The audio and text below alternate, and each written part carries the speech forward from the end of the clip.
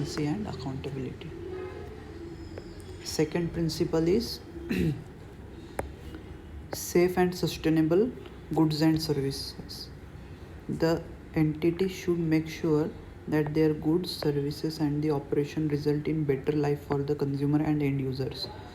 The essence of the core element associated with the second principle is when a product is designed by the entity, the production method and technologies have to be devised in such a way so as to minimize the resource usage to make it sustainable. The entities are also responsible to educate and make aware their consumers and clients about their rights. The entity should take measures that reduce over exploitation of the natural resources by consuming sustainably and encourage methods for reduce, reuse and recycling of the resources. Principle 3. Promote well-being of all employees including those in the value chain. The third principle relates to all the initiatives an entity has to take for the benefit of its employee from the point of view of their dignity, health and well-being. The essence of the core element associated with the principle is the entity should ensure compliance with all regulatory requirements as far as employees are concerned. Entities are to respect dignity of employee as a human being and should not restrict their freedom of association, union and other participatory mechanism for collective bargaining of their rights and redressal of issue they face at the workplace.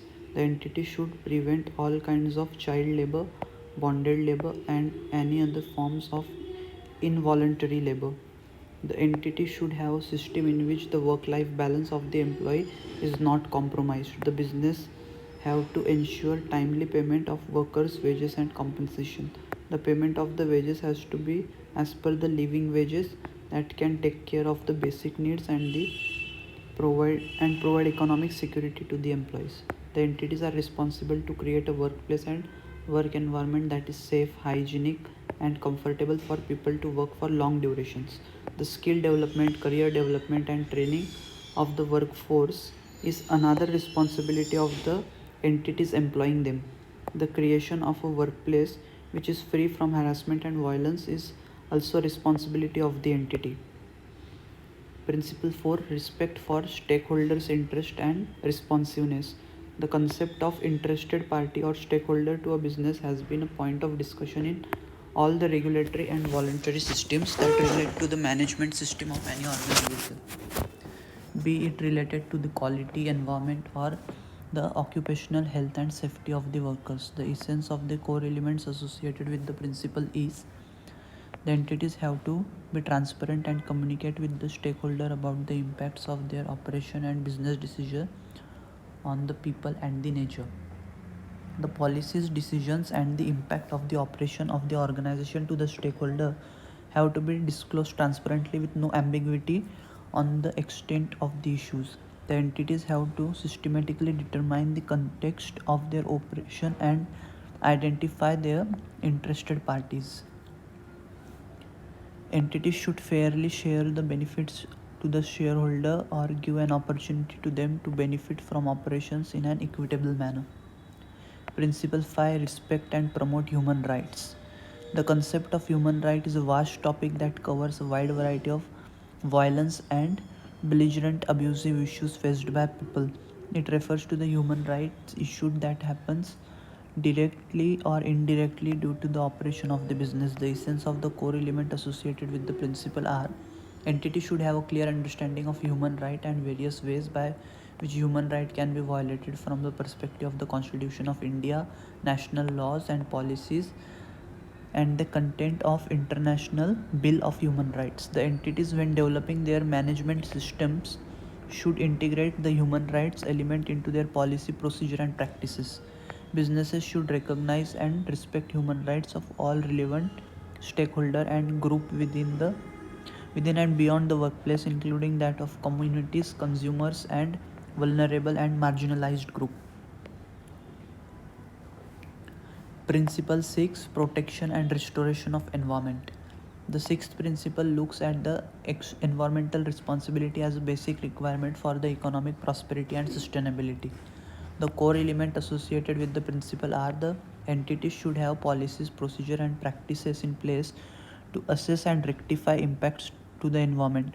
This should cover the whole life cycle of the product. The entities have to make use of natural and man-made resource in an optimum manner to ensure their sustainability by taking feedback from the stakeholders. The entity have to measure their performance relating to the prevention of pollution, destruction of forest, waste generation, energy use, land use, etc. The entities have to contribute towards climate challenge resilience in line with India's commitment to various international mechanisms such as Paris Agreement and national action plans for climate change. The entity should explore the comparison of its activities with industry best practices to reduce, reuse, and recycle, recover material resources. The companies have to look out for avenues by which they can improve their performance towards various environmental responsibilities. Principle 7, Influence on public and regulatory policy. The seventh principle of influencing the policy formulation positively recognizes that the business operate within the framework of statutory and legislative policies of the governing authority. The principle further highlights that the core elements of BRSR are to have met holistically when the organization go ahead with their contributions to policy formulation and policy advocacy. The collective associations such as the trade groups and industry chambers have to be utilized when moving ahead with the policy advocacy and formulation. The role in policy advocacy by the organization should be in such a way that it encourages fair competition and prevents human right abuses. Principle 8, Promote inclusive growth and equitable development. This can work only with close participation and collaboration amongst the entities, authorities, the civil associations contributing to one another for a better livelihood and assistance to the marginalized communities. The core elements of the 8th principle are: the entities should have system in place to identify and address impacts of their activities on the social, cultural, and economic aspects of the people. This includes business created issues like land acquisition and use and construction activities for new facilities. The entities should review, measure, and track the adverse impacts of their activities on the society and environment and make action plans to mitigate them adequately. Entities should make efforts to bring up creative products, technology, and business concern that help the marginalized communities to have well-being and a better quality of life. Entities, when designing their CSR activities, should review the local and regional development priorities to help the marginalized group and communities. The entities should take care to ensure that business induced displacement or relocation of communities does not happen, and in unavoidable cases should make sure to have mutually agreed, participative, and informed negotiation to provide fair compensation to the affected people. All forms of intellectual property and traditional knowledge should get the deserved respect from the organization, and effort should be made to ensure that benefits derived from their knowledge are shared equitably. Principle 9, Provide value to consumers in a responsible manner. The primary purpose of any business is to create or provide useful products and services to the customer in exchange of reasonable profits. The core elements associated with the principle are: entities should put in their efforts to reduce the negative impacts of their products and services on consumer, natural environment, and society at large.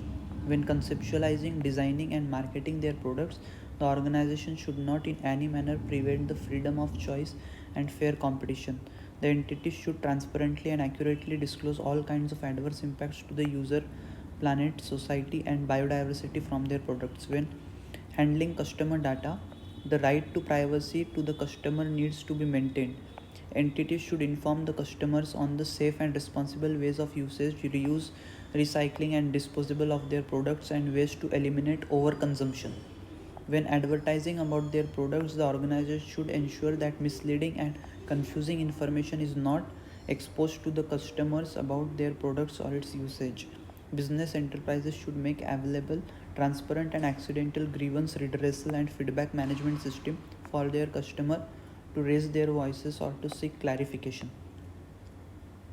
Entities, when in the business of providing essential goods and services, example utilities, should enable universal access, including those whose services have been discontinued for any reason, in a non-discriminatory and responsible manner.